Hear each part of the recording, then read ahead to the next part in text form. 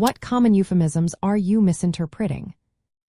Imagine hearing someone say they are letting go of an employee. It sounds gentle, right? But in reality, it often means the person was fired.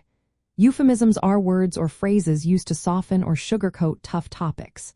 They make uncomfortable truths easier to talk about, but sometimes they cause confusion. Many common euphemisms in English are misunderstood because their literal meanings don't match what they actually imply.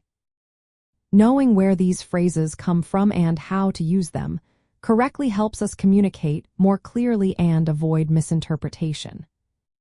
For example, when someone says they are between jobs, it sounds like they are physically between two jobs, but it actually means they are unemployed and looking for work.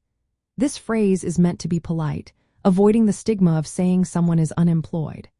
Similarly, to have a bun in the oven is a playful way of saying someone is pregnant. The phrase comes from the idea of baking a bun in an oven, symbolizing a baby growing inside. If you hear this, don't think about actual baking. It's about pregnancy. Another phrase that trips people up is fallen off the back of a lorry. It's a British expression for stolen goods. The phrase suggests the items fell off a truck during transport, but it's really about illegal sales. When someone says they are feeling under the weather, they mean they are unwell. This nautical phrase originated from sailors feeling seasick during stormy weather. Without context, it might sound like they are outside in bad weather, but it's about feeling sick. To nip something in the bud means to stop a problem early. It comes from gardening, where pinching off a bud prevents a plant from growing further. If you hear someone say they want to nip it in the butt, that's a mistake. The phrase should be nip it in the bud.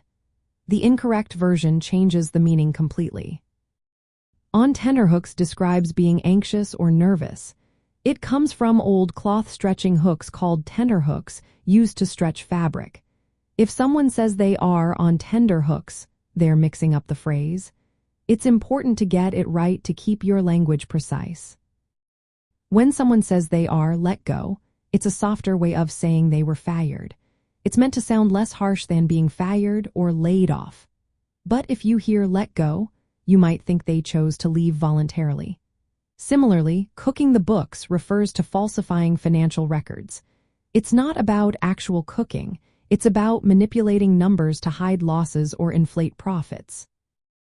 The phrase give a little incentive is often used to describe bribery.